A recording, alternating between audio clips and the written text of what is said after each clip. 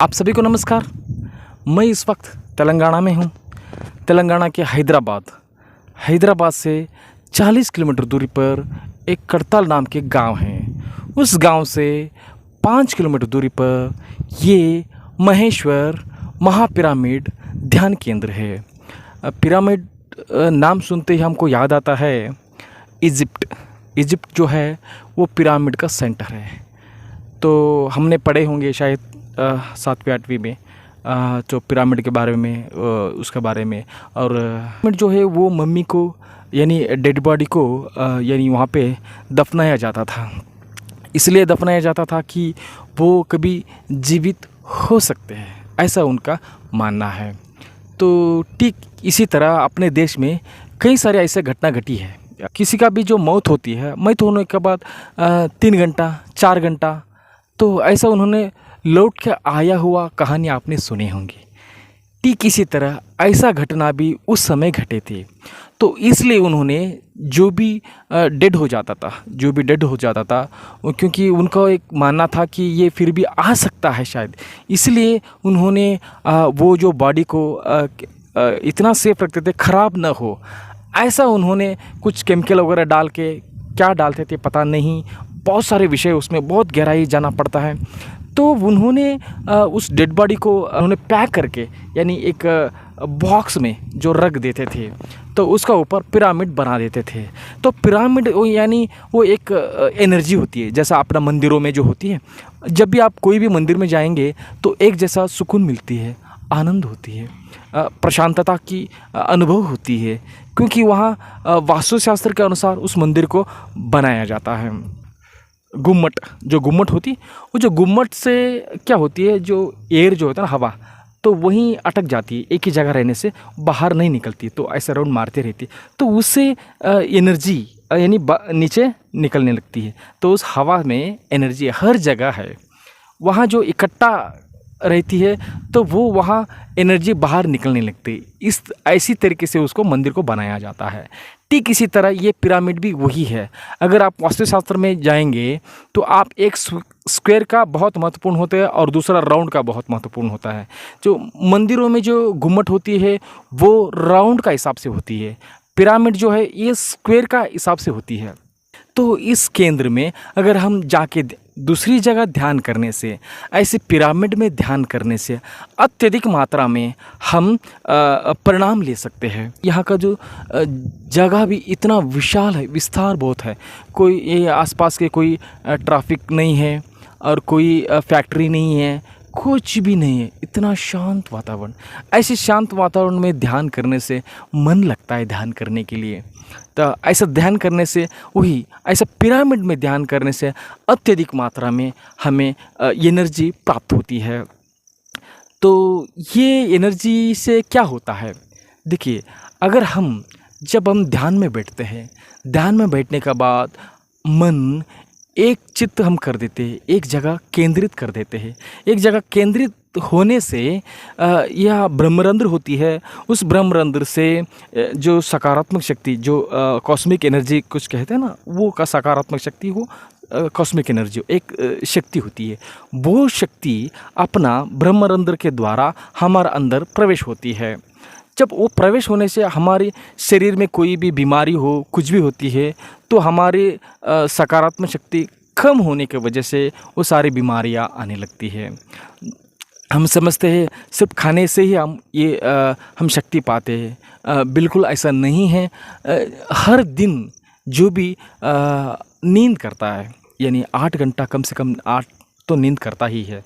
अगर नींद क्या होता है, नींद तो यही होती है, ये पूरा एनर्जी हम लेते हैं। देखिए, रात में हम बहुत थकान से हो जाते हैं, तो क्या होता है, तो सवेर होते एकदम फ्रेश एनर्जेटिक रहते हैं। कैसे? क्या हमने शरीर के लिए आराम दिया इसलिए? बिल्कुल नहीं। शरीर के अगर भला तुम इतना अच्छा फूड खाओ, मगर आप नींद न किया हो तो आप बीमार के जैसा महसूस होगा, आपको थकान की महसूस होता है, क्योंकि आपका एनर्जी कम होती जाती है। तो जैसे जैसे हम ध्यान करेंगे, देखिए पहले ज़माने में क्या होते थे, तो वो लोग सालों भर हज़ारों साल तक उन्होंने ध्यान करते थे, फिर भी जैसे के जैसे ही रह जाते थे। तो उनको उम्र होती नहीं थी, क्योंकि उनका एनर्जी इकट्ठा होने से वो वैसा ही ताज़ा का ताज़ा ही रह जाते थे। जितना हज़ारों साल तक तपस्या करने का तो शक्ति तो अभी नहीं है। अभी अपना अंदर इतना लालसा है, ये लालसा का वजह से हम ध्यान ठीक से नहीं कर सकते हैं। ध्यान के लिए सबसे हम समझते हैं कॉन्सेंट्रेट करना है, बहुत अच्छी बात है, कॉन्सेंट्रेट करने से होता है। मगर कॉन्सेंट्रेट करने के लिए हमारी बाधा जो बनती है हमारी लगाव, क्योंकि अपना लालचा जो होती है वो, क्योंकि हम भविष्य के बारे में ऐसे रहे वैसे रहे, हम जो भी अगर हम ध्यान भी ये ध्यान करने से मुझे वो प्राप्त होगा, ये करने के लिए ऐसा हम हिसाब डाल के हम ध्यान करेंगे, तब भी इतना ध्यान लगना इतना आसान नहीं है। मेरे कहना है अंदर से लगाव ना हो, कोई बेनिफिट के लिए ना हो, ये हर दिन रूटीन आप एक जैसा हॉबी बना लेंगे ना, तो इसका परिणाम बहुत होगा। हर दिन होना चाहिए, क्या हमने एक 10 दिन किया 20 दिन किया, इसका कोई असर नहीं होने वाला है। अगर आप निरंतर हमेशा लॉन्ग टर्म के लिए आप करते रहेंगे तो इसका परिणाम आपको अनुभव में आएंगे। बहुत सुंदर सा है ध्यान करने में। ध्यान तो बहुत विधान, ध्यान करने का विधान बहुत है। तो इस पिरामिड में जो ध्यान के बारे में बताया जाता है वो आनापानासति है। आनापानासति, आनापानासति, आना यानी सांस अंदर जाना और पाना यानी सांस बाहर जाना, और सति मतलब होता है इसका ऊपर एकाग्रित करना, आनापानासति। तो ये होता है यानी नासिका पर ध्यान लगाना होता है। ही दूसरी ध्यान केंद्र में जाएंगे, कोई नाभि पे ध्यान लगाने के लिए कहते हैं, और एक कोई केंद्र में जाएंगे तो ब्रह्मरंध्र पर ध्यान लगाने के लिए कहता है, और एक कोई ध्यान, और एक कहीं जाएंगे तो हृदय में ध्यान लगाने के लिए कहते हैं। ऐसे ये जो ध्यान तो एक ही है, लगाना यानी अलग अलग जगह होती है, ये जगह हो गया। और ध्यान करने का तरीका भी अलग अलग तरीका से है। तो ध्यान का जो बहुत 114 विधि कहते हैं, उसमें से हम बहुत छोटे से मात्रा में हम करते हैं।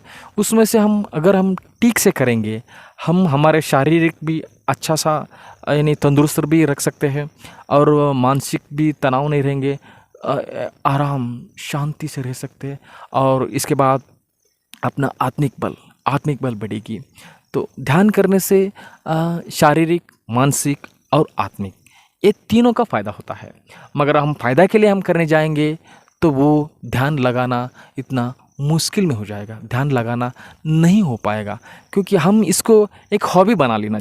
हर दिन हम ध्यान करना है, बस ध्यान, जो मिलना है मिलने दो उसको, उसका बारे में फल का अपेक्षा न करें। गीता में कृष्ण भगवान जो कहते हैं, फल का अपेक्षा किया बिना आप कर्म करो। ठीक इसी तरह अगर आप ऐसे दूसरे में क्या ये नहीं, अगर ध्यान में अगर आप ऐसे करेंगे तो सही कहता हूँ, लगातार आप 3 महीने से भी अधिक दिनों से अगर आप करते रहेंगे, हम खुद आप अनुभव में आ जाएंगे। बहुत सुंदर सा, क्योंकि पहला जो है अपने घर में जो आवाज़ हो या फिर वो अगल बगल का शब्द हो, ट्रैफिक, ये सारे ये भी डिस्टर्बेंस होती है। यहाँ जो वो डिस्टर्बेंस नहीं है, आने का भी है और रहने का भी है। खाना तो मुफ्त में है, और रहने का जो डॉर्मेट्री है, डॉर्मेट्री के लिए 200 रुपये लेते हैं। 4 जन लोग मिलकर एक रूम लेंगे तो रूम में भी 600 रुपये में रूम मिल जाएगा। आप रूम में भी रह सकते हो, और खाना तो सवेरे नाश्ता, दोपहर में खाना और रात को भी खाना रहता है। तो ये खाने के झंझट नहीं। आइए, अगर यहाँ अगर जो भी, अगर खास करके मैंने बेंगलुरु में एक पिरामिड मेडिटेशन सेंटर था, तो मैं वहाँ था, मैं कुछ दिनों के लिए था।